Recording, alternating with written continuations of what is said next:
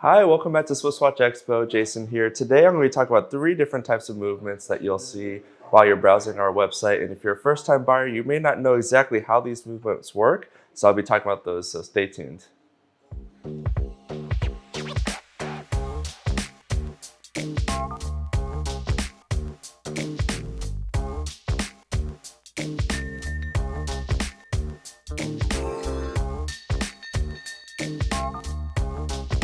Hi, welcome back to SwissWatchExpo. Today I'm going to be talking about the different movement types that you'll find on our timepieces today. And you might be a first-time buyer for yourself, or you might be looking for a gift for someone, and you just may not be sure exactly which movement type would be the right one for you.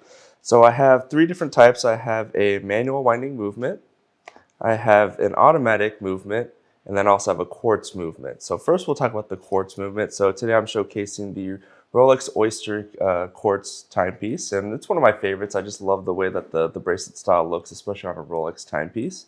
So with a quartz movement, what it is it's actually battery operated. So the great thing about this is you don't have to worry about winding it in the mornings, or if you didn't wear it for a few days that the time is going to stop showing.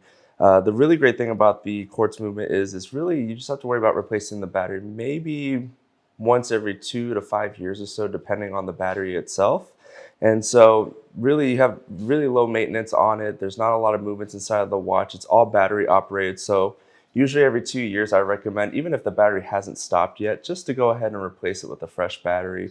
And that way you don't have to really worry about the maintenance on a quartz movement watch. So the great thing about a quartz movement watch, and if you are local to Atlanta, or even if you're not local to Atlanta, you can always ship the watch to us. And because we have a 18-month warranty with all of our timepieces, but on top of that, we have a lifetime battery replacement on all of our timepieces that have a quartz movement. So if it does ever end up dying, or you are sending it in for a service or a repair, we can go ahead and replace that battery free of charge for you.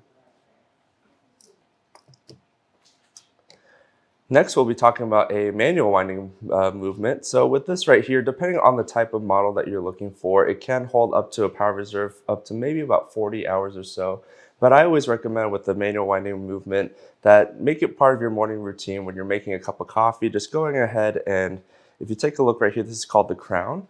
And what you're going to want to do is just rotate this clockwise until you start feeling a little bit of tension where you really just can't rotate it anymore. That's how you know you have a full wind on the watch. Now throughout the day, if I really don't want to worry about winding it every single morning, maybe throughout the day while I'm just maybe bored or need something to fidget with, I'll just go ahead and just, if I have a little bit of movement left on the crown, I'll just go ahead and just keep winding it until it gets stiff again. Just so throughout the day, I'm not really worrying about it too much. I just give it a quick little wind here and there. But if you don't want to do that, just give it a full wind in the morning and you'll be good to go for the rest of the day. So next we're going to be talking about probably the most popular movement that you'll see, especially with the timepieces that we offer, is the self-winding automatic movement. Now a lot of people get confused when they hear the word self-winding because they think, oh, it's already going to wind itself as I'm wearing it. But in order to actually keep the watch wound, you have to give it a full rotation wind.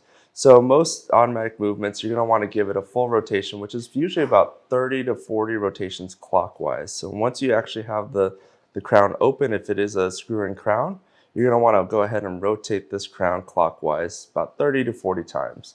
Once you've done that, you can go ahead and screw the crown back in, and now you have a full wind. So as you're wearing the watch and the movements of your wrist and your hands throughout the day will actually keep the watch wound.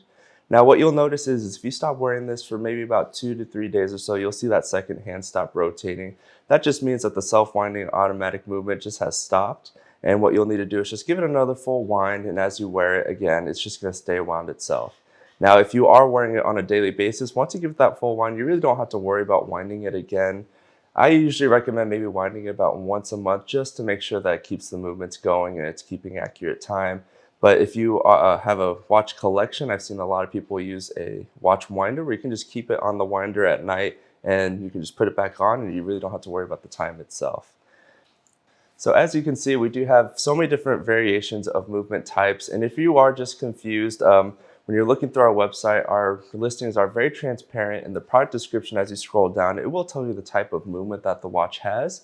And if you have further questions, feel free to give us a call here at SwissWatchExpo, and we can either do a FaceTime call, show you how the movements work, or we can just explain it over the phone before you make your final decision.